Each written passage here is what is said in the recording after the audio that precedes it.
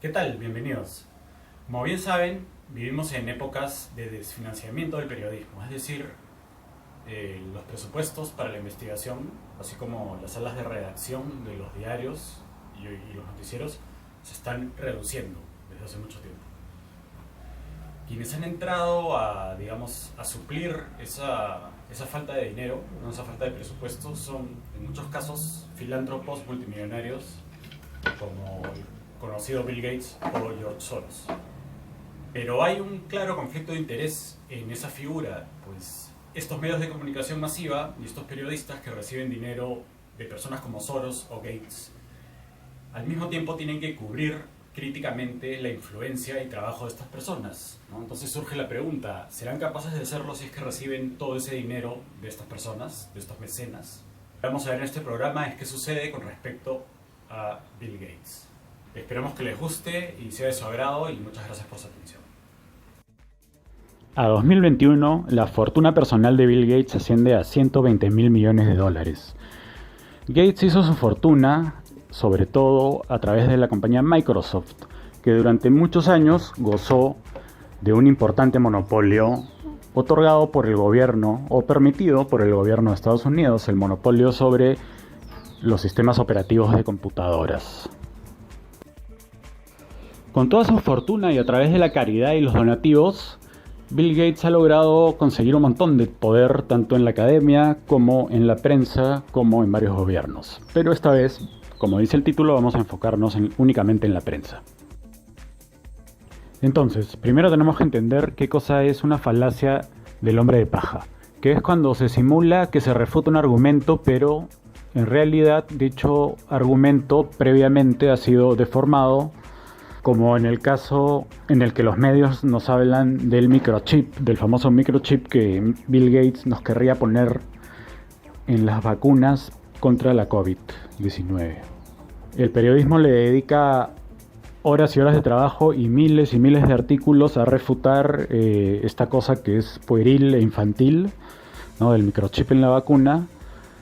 Y lo que no hacen mientras tanto es hablarnos de la influencia real que sí tiene Bill Gates y qué cosa significa, ¿no? Cuáles son los conflictos que hay en eso y qué es básicamente lo que vamos a ver aquí.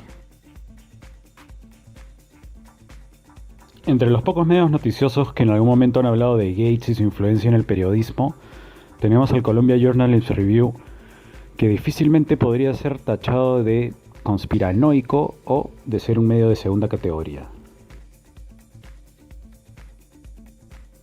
En agosto del año pasado, uno de sus investigadores publicó el artículo Journalist Gatekeepers, que es algo así como decir los guardianes de la entrada del periodismo, ¿no? Un gatekeeper significa alguien que controla el acceso a un lugar importante o alguien que decide quién gozará de algún tipo de privilegio. Y el artículo comienza planteando lo que básicamente ya les dije, que mientras los filántropos cubren los agujeros presupuestales en las organizaciones periodísticas, un rol que seguramente se expandirá, un problema no muy examinado se encuentra en cómo eso afectará la cobertura de esos medios sobre sus benefactores. La investigación, por supuesto, entra en detalles y dice, luego de examinar 20.000 donaciones hechas por la Fundación Bill y Melinda Gates, el investigador encontró 250 millones a organizaciones periodísticas, como la BBC, la NBC, Al Jazeera de Qatar, ProPublica, The Guardian de Inglaterra, Univision, Medium, Financial Times, Le Monde. Y esos serían solamente algunos de los nombres de la larga lista, ¿no? La punta del iceberg. Y atención a lo siguiente, la Fundación Gates incluso ayudó financiando un reporte para el American Press Institute que fue usado para desarrollar los lineamientos en cuanto a la independencia editorial del periodismo con respecto a sus financiadores filantrópicos. Muy interesante. En otras palabras, desarrolló los lineamientos para entrenar a los periodistas con respecto a su propia influencia en el periodismo, ¿no? A la influencia del filántropo en el periodismo.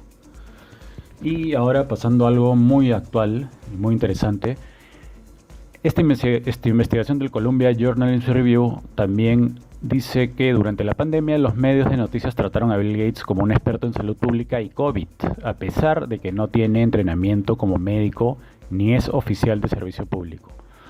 PolitiFact y USA Today, manejados por el Instituto Poynter y Gannett respectivamente, ambos han recibido dinero de Bill Gates. Han usado sus plataformas de fact-checking, es decir, de verificación de contenidos, para defender a Gates de falsas teorías de conspiración y desinformación. Una de esas supuestas teorías de conspiración sería la idea de que la fundación tiene inversiones en compañías desarrollando vacunas y terapias para el COVID. Pero aquí el artículo explica que de hecho la web de la fundación y su récord de impuestos muestran inversiones en algunas de esas compañías, las que están desarrollando vacunas y terapias como Gilead y CureVac.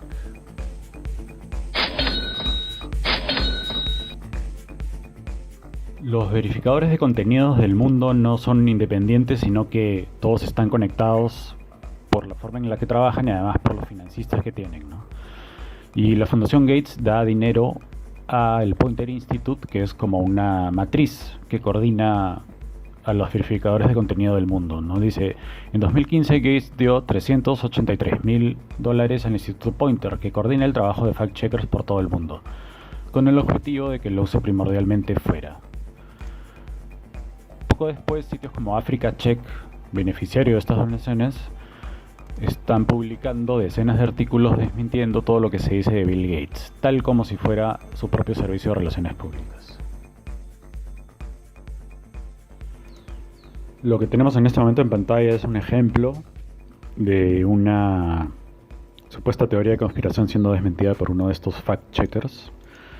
Y para acabar con este artículo del Columbia Journalist Review, leemos, así como la prensa le ha dado a Gates una voz exageradamente prominente en la pandemia, su fundación ha usado desde hace mucho su caridad para darle forma al discurso público, sobre todo de lo que va de salud global, pasando por educación y agricultura. Lo señalado por este excepcional artículo no lo veremos ni lo escucharemos en los medios corporativos tradicionales, ya que están completamente comprados por Gates. Por cierto, cuando Gates era joven, su imagen era muy diferente, ¿no? Antes de invertir cientos o miles de millones en la prensa y en los medios de comunicación, Bill Gates era visto de otra manera. Como cuenta este artículo de la revista Jacobin, la prensa de negocios observó cómo hace 20 años la gente asociaba el nombre de Gates con una conducta cruel, predatoria y monopolística. Now, quiet. You'll queer the deal. Oh, right. I reluctantly accept your proposal. Well, everyone always does. Buy 'em out, boys.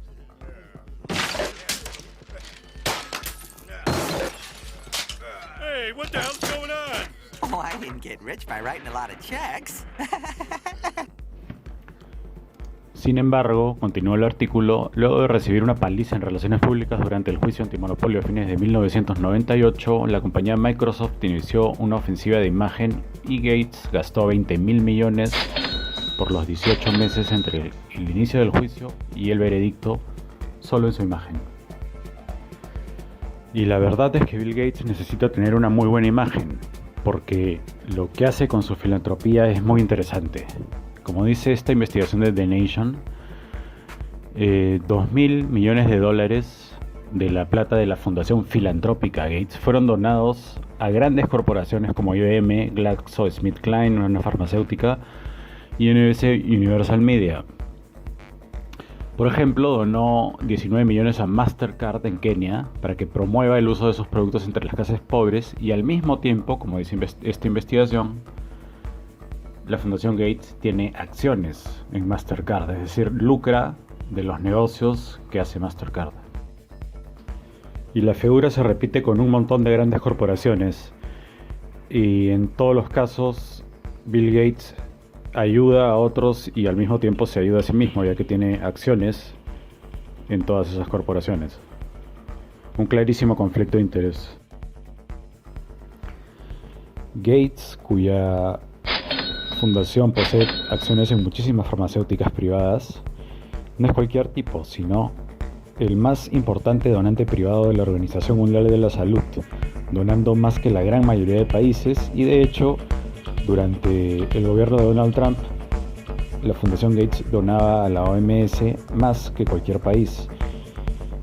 Y lo cierto es que muchos de los aportes que hacen este tipo de fundaciones, sobre todo la de Gates, vienen con objetivos previamente determinados por la misma fundación. Lo que no había señalado es que los aportes al periodismo también se hacen de esa manera, es decir, muchos de ellos ya vienen con objetivos previamente determinados, y así la entidad, el medio periodístico que recibe la plata es como un empleado de la fundación reportando sobre lo que la fundación desea.